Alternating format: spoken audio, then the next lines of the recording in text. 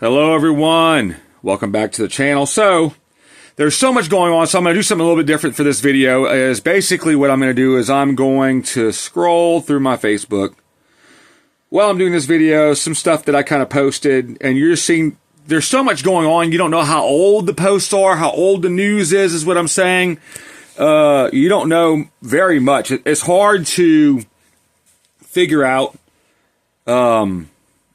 pretty much kind of what's going on for all this. Like what the order of things is, if anything's being done about it, if what Trump said and did supposedly at World Economic Forum put it into some of this stuff. But I'm going to go over some things, and I want y'all to basically. There's this guy. His name is I'm actually going to play this, and hopefully you all can hear it, and we'll go from there. And this is the kind of stuff that I'm talking about that pretty much everybody should be afraid of. Everybody should be standing up and saying no. And writing letters, if you can, to World Economic Forum, to this guy. He's a kind of this bald-headed guy named Yuval Harari. I don't know, it's some guy who's basically saying this stuff here. Keep them happy with drugs and computer games. The idea of the social credit is to monetize everything, to give value to every single thing you do in life. It has positive potential in some regards. Most people will be willing to give up their privacy in exchange for much better healthcare, based on 24 hours monitoring of what's happening inside their bodies. This is the end of human history.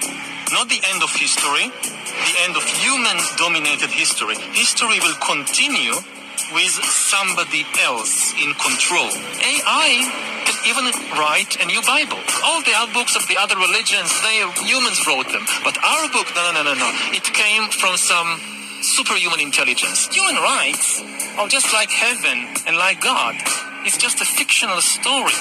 Companies like Apple and Google will have tons and tons of data on your body, on your most private affairs and conditions. We humans should get used to the idea that we are no longer mysterious souls. We are now hackable animals. By hacking organisms, elites may gain the power to re-engineer the future of life itself.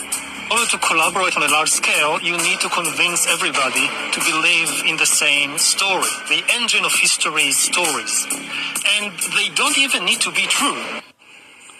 Now, doesn't that sound like a great time?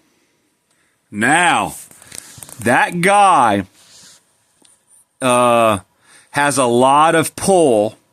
He's highly regarded in World Economic Forum. You could look up his speeches. This stuff is absolutely terrifying. They're wanting AI to take over everything. Everything that's written, everything with words.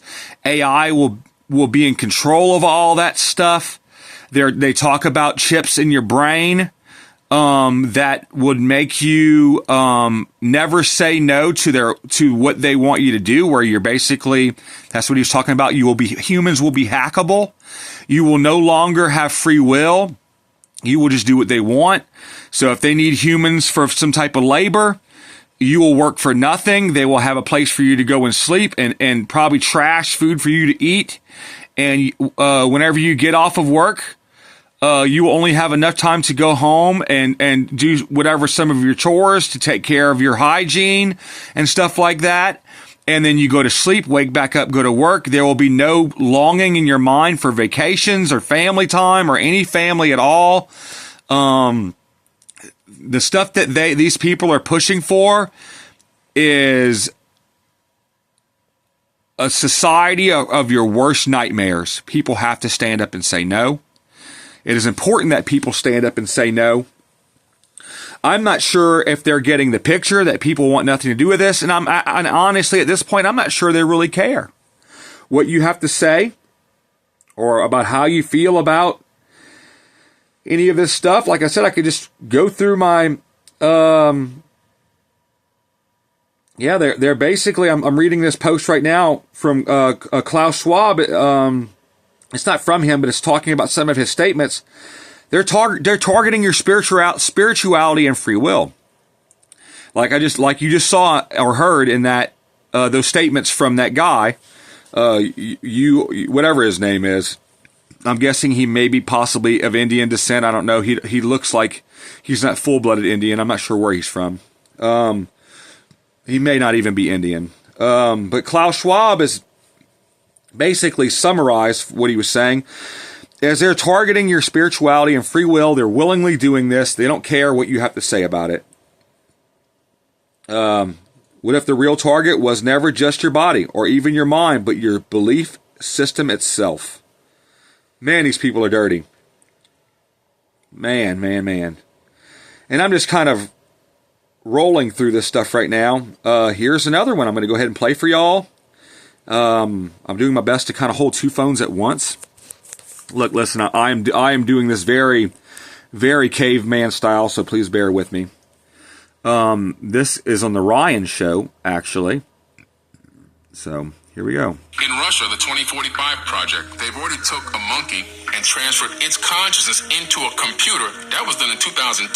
In 2016 or 17, it was to transfer human consciousness into a robot. That's been done. In America, we have DARPA. They have the Avatar project, where they transfer a soldier's consciousness into a field robot, and then the only thing that gets damaged if the robot blows up, the symbiotic link is disconnected through consciousness, but the soldier's obviously not going to die. And so this has all been done. This is real science being actively used right now. By 2045, they're looking to transfer human consciousness into an actual being, an actual avatar body. I've never heard this. Yeah, ever. Did you watch until the end of this? Yep. Man, I'm telling you what, y'all. We're in for a doozy. People need to stand up and pray. They are plotting against us in every single way possible. None of this stuff will turn out good. Right now, I just saw, I think it has something to do with a Kentucky representative that has pushed forth a bill to for car manufacturers from this year and forward to put a kill switch in your vehicle in case your vehicle detects that you're driving recklessly. Like, listen, you could be using your vehicle in a field at your farm to have some fun with and doing some donuts, and they could just shut your vehicle off. They're putting kill switches in vehicles now, and this could be used for anything. All of a sudden, if you look at these people's plans, what their big plans are, is 15-minute cities where you can be penalized if you go past certain boundaries. They can shut your car off. Or if they decide that they didn't like what you say or you went past your carbon allowance, you can shut your car off. All these little things that they're doing can tie into a bigger totalitarian system of control that would be considered some type of a social credit score. People have to stand up and say no. Like, it has to happen. People have to say no. If people don't start standing up and saying no, writing letters to their government officials and things like that, these people are going to think they can get away with anything, and they're going to get their hands in the cookie jar in any way possible for any reason that they want to, and you won't have any freedom left. So I'm only at 8 minutes and about 30 seconds into this video. I'm going to try to keep my videos not quite as long, but I think I'm going to start doing this where I kind of go through these posts. That way, I have more to talk about. And they're even messing with time. They've done stuff. Like, listen to this. Like, I've heard this in so many ways, shapes, and forms. There is actually, these people have their hands in everything. Listen to this. All right, guys, something big is coming, and there's nothing that they can do to stop it. Watch this video of an industry whistleblower talk about technologies and what's coming around the corner that is unavoidable, cannot be stopped. Listen to this. Problem when we approach 2012, the timelines converge on that point in time. At the end of 2012, the choices that we make become less and less consequential to the future. And eventually we're pushed into this bottleneck of time, no matter which choice we make. And that's important to the people that had access to Looking Glass, because what happened is people... That's it, y'all. That's what I was talking about. So it's called Project Looking Glass. I think it involves using Christian prophets to, they use them to kind of see the future in some different ways, and other people with some, some future seeing abilities, because apparently, you know, I mean, and I've heard this in lots of different people and lots of different, even just people that aren't related to each other in any type of social way, that don't know each other, is what I mean. They're basically saying that they're doing things. They're looking into the future to see what they do now and how it affects the future. And they're trying to figure out the best way to do things to get the outcome in the future that they want. So I'm going to keep playing this video.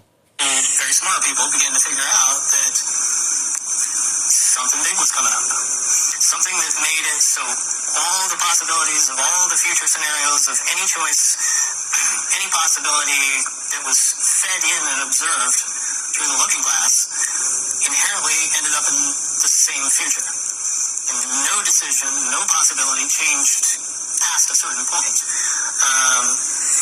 That's the big secret. All possible timelines lead to the same basic set of history in the future.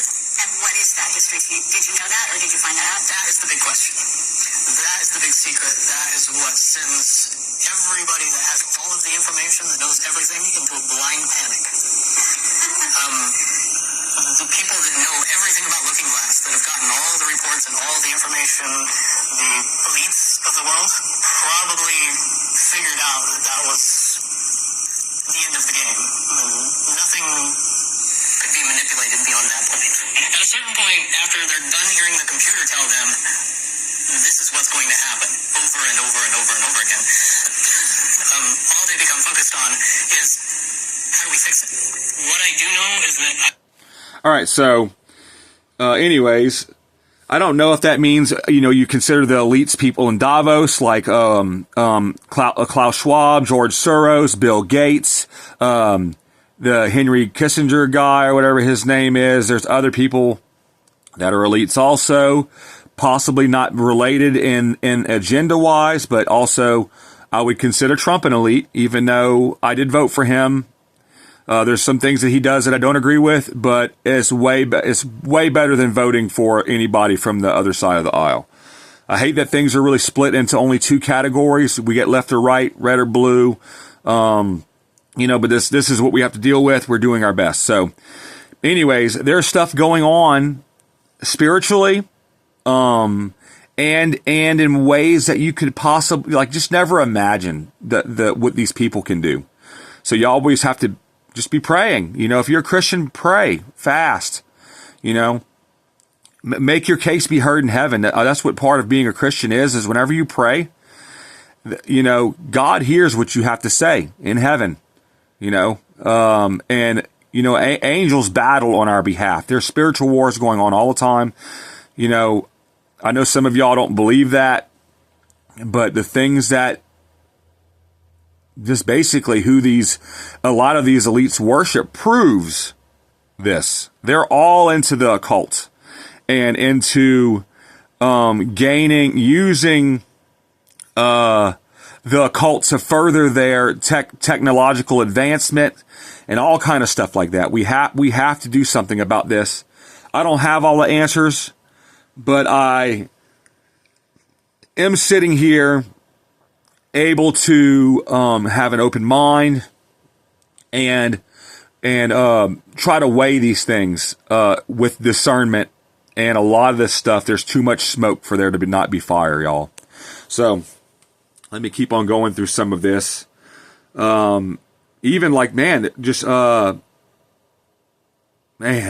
just so much ways that they're poisoning us, spraying stuff on us.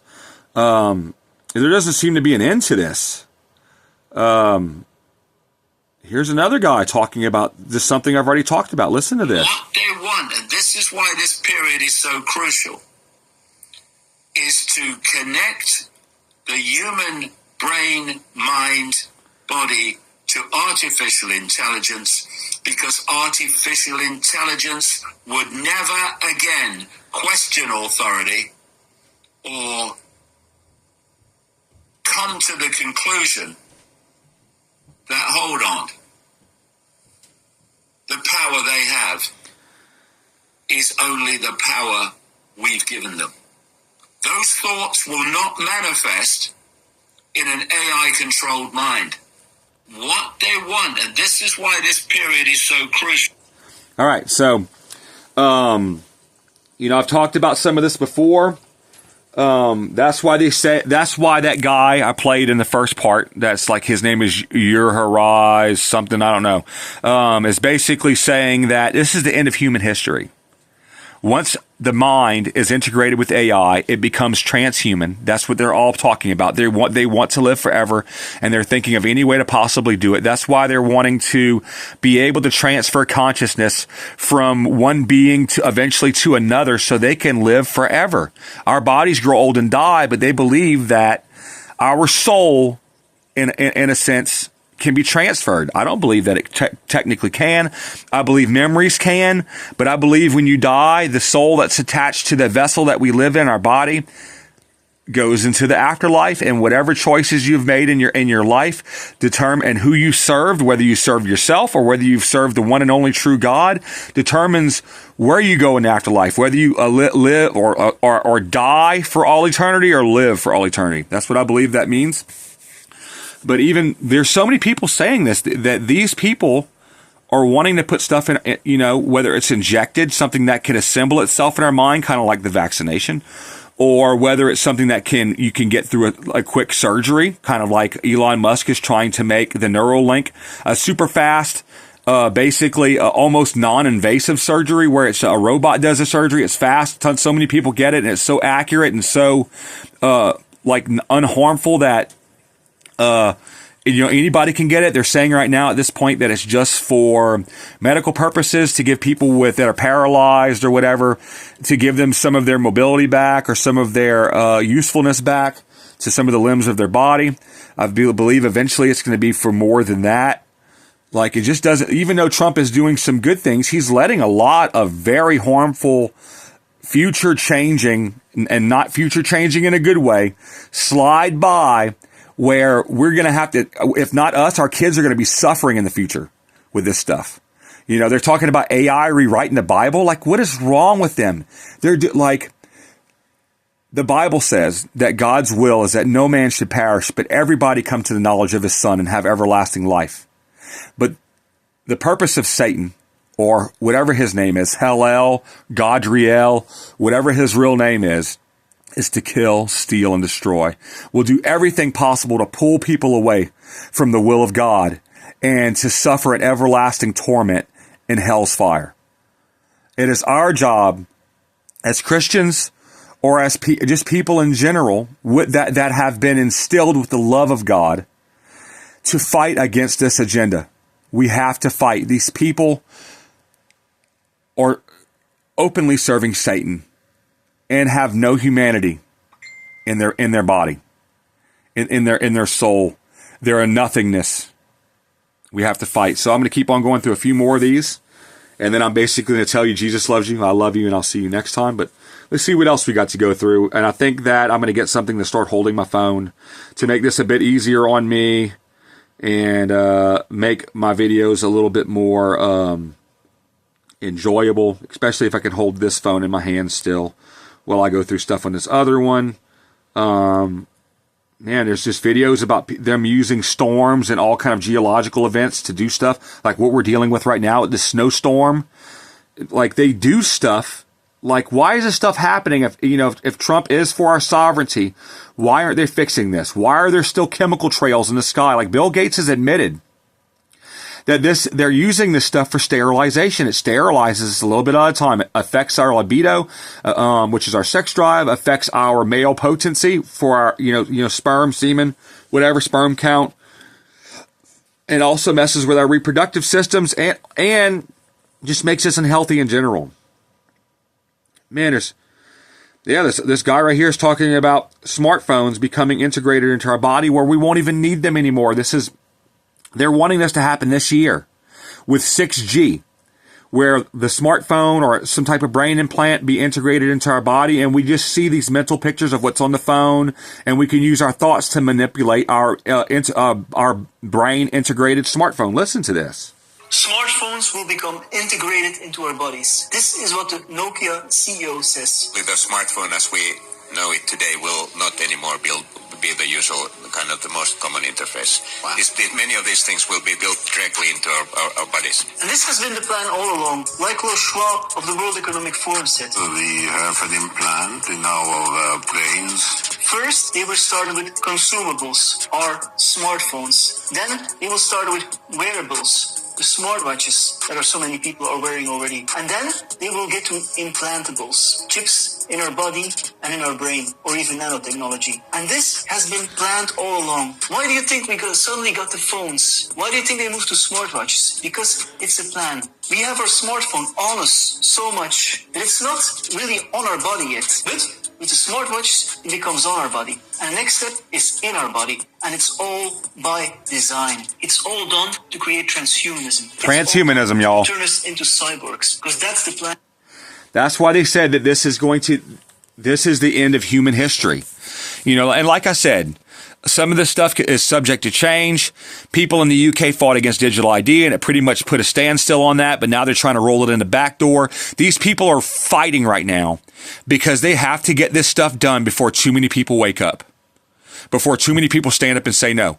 Listen, you have to realize that even in Minnesota, the majority, a lot of these people that are protesting and whatever, they're being paid to do so. There is big online advertisements from George Soros foundations paying people to do this stuff. It is there. There's so much fraud in all kind of ways in our country that it would almost take a miracle of God for us to make it out of this alive. Y'all have to pray. I'm going to end the video here for now. I'm not going to play any more stuff on my phone. This stuff is real. You can look into it on your own. You can't really ask Google. Google will lie about stuff, but if you look at the interviews and the statements and speeches being made at Davos, you will be scared. This is for our kids, y'all. This is for our future. This is for our freedom. This is for our sovereignty. Y'all, please fight. Y'all, please pray and fast and pray. The Bible says to ask for all things through prayer and fasting. The Bible also says that if you will humble yourself and pray, and that if you will turn from your sin and rely on God, that He will heal your land. Now that probably means multiple different things. He could be talking about the land of your spiritual, your soul, your spiritual being, but also your physical land. It could be talking about also relationships. God is here for a reason. He is here to heal. He is here to help us. All it takes is faith and servanthood. He wants us to serve Him. He wants us to rely on Him. So, y'all, whether you're Christian or not, I love you. Jesus loves you, and I will see you next time.